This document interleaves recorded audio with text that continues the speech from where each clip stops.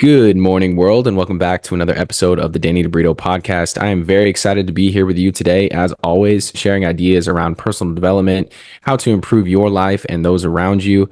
And I just want to thank you, for taking time out of your day to dedicate to your own growth. I know it's a lot to compete with in today's attention economy. So for you to be here, just spending 5 to 10 minutes to learn ideas and share ideas around your own growth is incredibly important and is not lost on me. So thank you for being here. Today, we're going to talk about a very important concept, which I think is essential for you to excel and take your life up to the next level in any area of life that we're talking about here on this podcast, which is leadership. The idea of leadership, I think, if you're not focusing on this and you're not working to improve it within yourself, you're kind of capped in some ways. You have a ceiling at which you can rise to, but without taking on the responsibilities of other people, given the world that we live in being such a social, interconnected world, if you don't take on that responsibility of not only improving yourself, but also bringing others up with you, then you're not going to be able to reach those heights that you're looking for. And I'm assuming that if you're listening to this podcast, you're interested in improving your life in all areas and maximizing and optimizing, different areas of your life.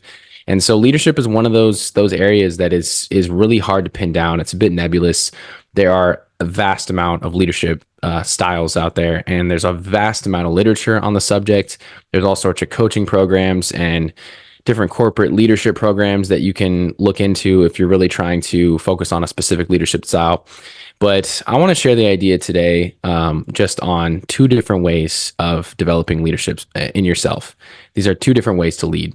So the two leadership methods that I want to talk about today are leading by example and leading by direction. These two methods, either used individually or in a combination, have proved most effective in my experience in what I've seen, either in my own attempts to provide leadership to others and also in people providing guidance to me. And so when you're looking inwards and you're trying to cultivate leadership qualities within yourself, it's worthwhile considering which method are you actually using and is it effective for what specific objective or goal that you're working towards. So the first one, leading by direction, is most common when it's coming from a top-down leadership style.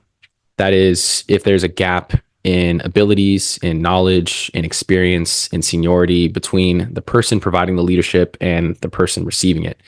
And so, as I mentioned, this is more of a top-down approach where someone who has the experience or has the seniority and the knowledge is providing direction, very, very directly giving feedback to somebody on what they should do, how to improve, how to best execute tasks to reach a certain goal or objective. And so, this is kind of like a very direct method. It's when someone tells you exactly what you should do. And in that way, because there is that gap in leadership, that gap in skill or ability, it doesn't come across as preachy, or as condescending in a lot of ways, because most of the time people are looking up and trying to soak up some of those abilities and those skills. And so that leadership, it feels very natural. It's like someone who has 40 years of experience on you. You're naturally going to listen to them when they tell you how to improve and how to execute your tasks. So that's one method. The other method that I've also found to be very effective for certain circumstances is leading by example. And this is most important for myself because, I don't have decades and decades of experience doing the work that I do as a consultant or doing the podcasting stuff and the self-improvement kind of methodologies. And so leading by example is a really powerful way when you're working with peers, when you're trying to provide leadership to people around you that have similar levels of experience and might be looking at you like, why should I look up to you? Why should I accept this leadership, or why should I be led by you? And leading by example is just a really powerful way when you're trying to create change in people around you that are similar to you, because if you just take action and you show that that action is effective, then people that are close to you can see that. They can see the direct results. The proof is in the pudding, so to speak. Instead of it being like, all right, take my word for it because I have 40, 50 years of experience, it's more like, take my word for it because I'm physically doing this. I am taking action, and here are the results. Here are the results that you can look at. Here are the results that you can point to.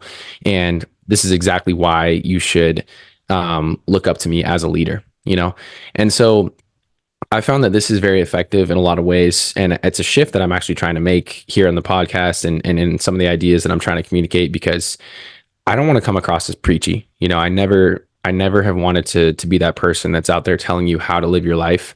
I just want to provide food for thought. I want to provide ideas that people can soak up, and they can choose, or they can choose not to implement them in their own lives. And leading by example is just very powerful in this way. I think you just have to show and prove, until you get that level of experience that I was talking about, until you can lead by direction and actually tell people this is what you need to do to get these results. You just need to show the results. That's it, plain and simple. And examples of this for me is kind of the workouts, and also some of the reading and the journaling and the meditation and stuff that I do on a daily basis, that I have been doing for the better part of 5 or 6 years in my adult life. That's the only way to lead, and it's the only way that you can create change in people, is by inspiring them through examples of your actions. If I'm out here telling people, do this, do that, you need to do this to create success, people, I don't know, I feel like it's going to turn people off, and that's the last thing I want. So this leadership style, when you're thinking about, okay, how can I cultivate leadership qualities in myself, think about your audience. Think about the people that you are leading. If you're leading somebody that's 5 to 10 years below you, you don't need to consistently show examples of your work. They are already looking up to you because of your experience. They're already looking up to you because you have qualities that they're looking to develop, and they can see that in you, and they already know that. And so in those cases, maybe think about providing more direct feedback to those people, and being more of a mentor versus somebody that's out there taking action and showing the proof.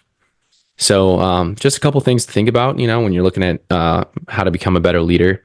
And I also wanted to discuss just a couple examples of this in the real world, because I talk about what I'm doing, which is, I think, useful for people sometimes, but also examples of what professional athletes and professional people in the professional world are doing. And specifically, being a soccer player, I've always looked up to different leadership styles in the coaches of some of the professional teams that I follow. And just generally in the sporting world, it's really interesting to see how people are effective leaders, because you can see that so distinctly. It's so obvious when someone is a good leader in a professional team, and whether they're able to create that change in the teammates around them. Some people are immensely talented, and they just are not able to inspire and motivate that idea in other people. They're not able to kind of create a dream, so to speak, in other people around them, and then carry them up with them. And so that's why you see some of the best players just not really meshing or gelling on certain teams.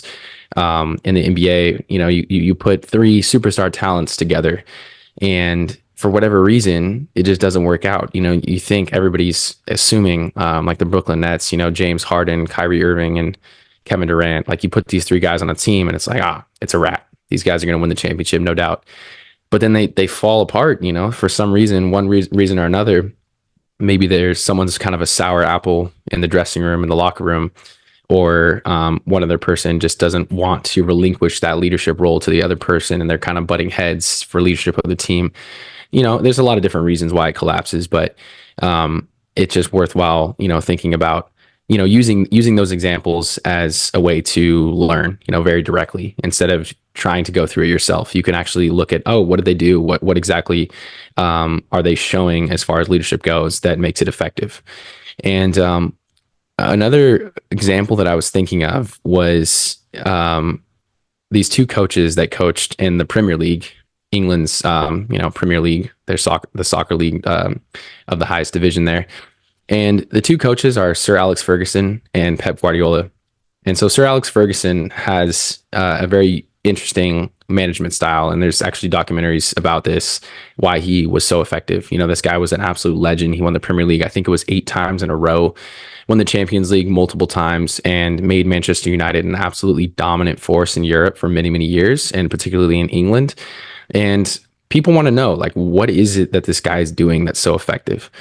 And what Sir Alex Ferguson was really good at was not necessarily the tactical side of things. He didn't necessarily have, I mean, he had a baseline of tactics. He had a baseline of being able to draw up formations and put the right players in the right positions and all that. But what Sir Alex was actually really good at was man management. So he was able to manage all the different personalities, the egos on the team, because he created a deep sense of respect from the other players, from the players for him. And this is a theme that you see throughout leadership, and it's very common in those positions because you have to have respect as a coach from the players to create an effective team that actually wins. And so Sir Alex Ferguson and Pep Guardiola, while they did have different management styles, Sir Alex Ferguson was more of a man manager. He was able to manage people's egos, and Pep Guardiola is really a tactician, which Sir Alex Ferguson was not necessarily. These guys both were able to command a deep sense of respect from the players. And this is a common thread in leadership. You're not able to lead without respect. When you have people's respect, when they, whether they look up to you as a mentor or whether they're just respecting you as a person, you need to develop that. You need to be able to operate in a way that allows people to say, okay, he operates with integrity. They actually are doing what they say they're going to do, and they show and prove. And both of these coaches, they did that in their own ways, and they were both incredibly effective. Maybe two of the best coaches that have ever been around in history. And so I wanted to present those examples just to show that while there are different styles of leadership, and you can do your own research on this, there's so much literature about this. Like you can develop your own style that suits you, but what you need beyond anything else is to cultivate that sense of respect, and you need to operate with integrity and allow people to see that in you. Show that in a certain way that that allows people to look up to you and respect you. So it's just a little bit of food for thought. These people, I think a lot of times you hear like a blanket recommendation for how you should lead, or what is the most effective way to lead.